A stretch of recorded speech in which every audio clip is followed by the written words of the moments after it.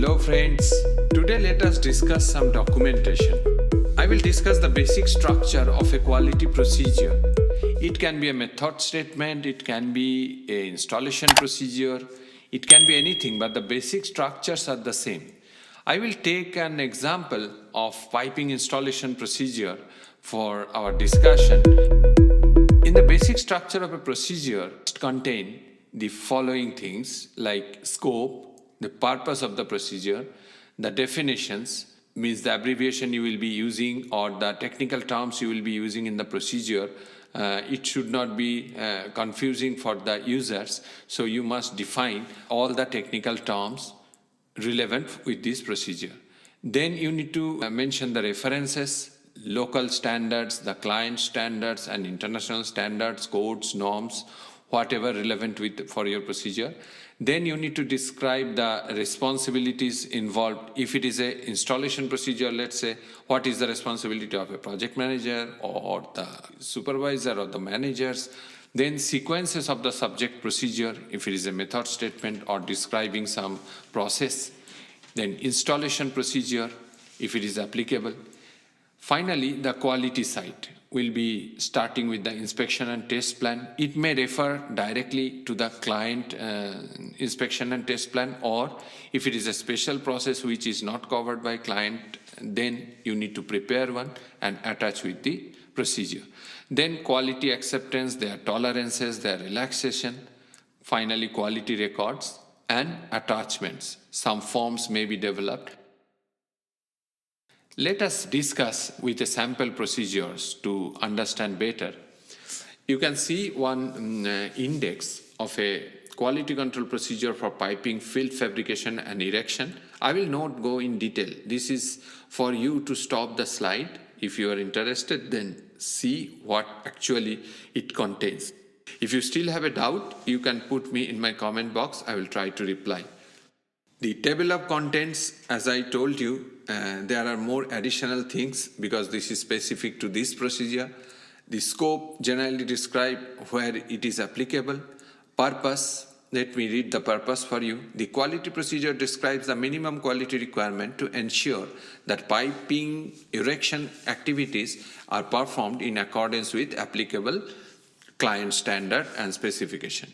Then definitions, what is project, what is company, what is contractor, who is the contractor specifically, then who is the subcontractor, what does it mean by PWHT, PMI, you are putting some references from the standards.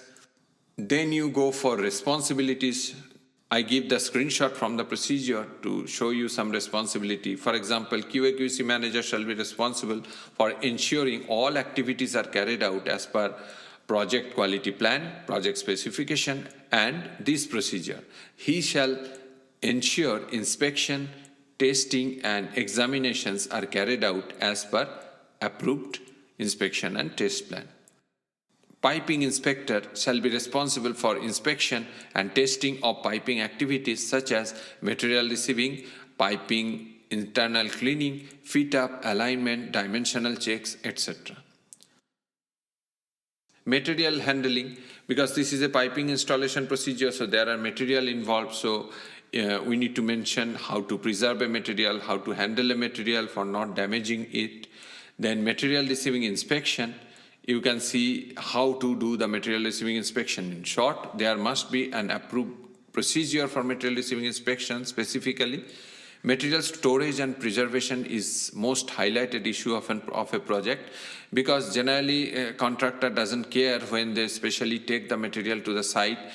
All the materials are not immediately installed. Some of the things, let's say some valve or some additional spools, are laying over the site for years. So we need to protect it with proper end caps so that the atmospheric sand, rust or rain are not damaging the project material.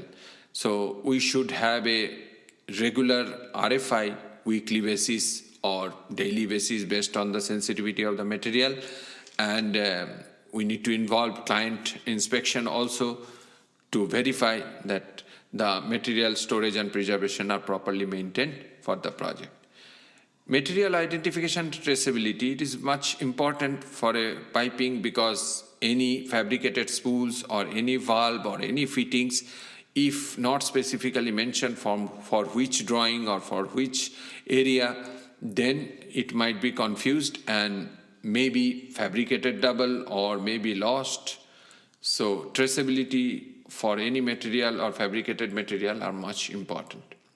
Field fabrication and erection procedure. So these are the sequential construction procedure, and we need to check that where is the involvement of quality, because we are discussing about quality here. Pipe laying and spool erection assembly, pipe racks in the slipper ways, how to install a spool. Then you can see the fit up and welding. There are details in the procedure, how to do it.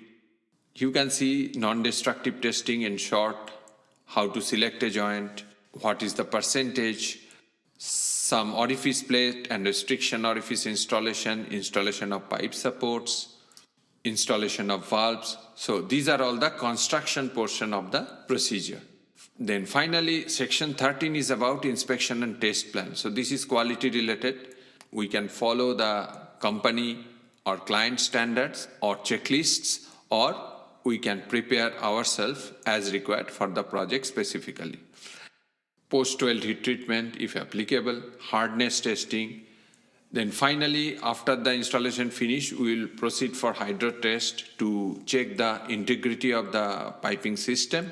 So before that, to assure the construction and all the quality requirement has been complied, we need to make a walkthrough for the piping system, and we need to make a pre-test punch listing. Then after punch listing, A item or mandatory items are completed, and it will be released for hydrostatic testing. We will do the hydrostatic testing followed by dewatering, layup, and again preservation of the tested spool. Here are some specific bullets. You can see piping tolerances, insulation, wherever it is applicable. Finally, the documentation part. The basic documentation for a piping is generally the hydrotest package or tie-in package. The following could be attached with the package: material receiving inspection report, fit-up report, daily welding inspection report, internal cleaning report, NDT, hardness, and then flange bolt tightening report. So this will be a part of hydrotest package.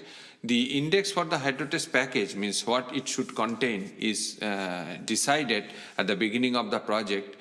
Attachment of the procedure, which are important, I have shown you that spool or components erection flowchart, means how planning of the project control department is being done. Then there are materials department, then construction department, then erection. So this is a complete construction flow till the pressure test is being done. Here you can see one form to mention the warning tape color code for spools and joint. This is actually part of traceability. Traceability is required when the NDT guys are doing NDT. Traceability is required when the spool is being transported from fabrication to painting shop. After painting, final traceability is required when it is being transported to the installation site. That is most vital because a plant contains a lot of spools. So if proper traceability or identification is not there, the installation will be a chaos. Here you can see heat input calculation sheet. So this is required during the welding, and it has to be filled by the welding inspectors. So I have described you a sample procedure, piping installation procedure. Hope the basic structure of a procedure is clear with you. Thank you. If you like my teaching, please don't forget to subscribe my channel, hit the like button, and share it to your friends. Signing off, Showman.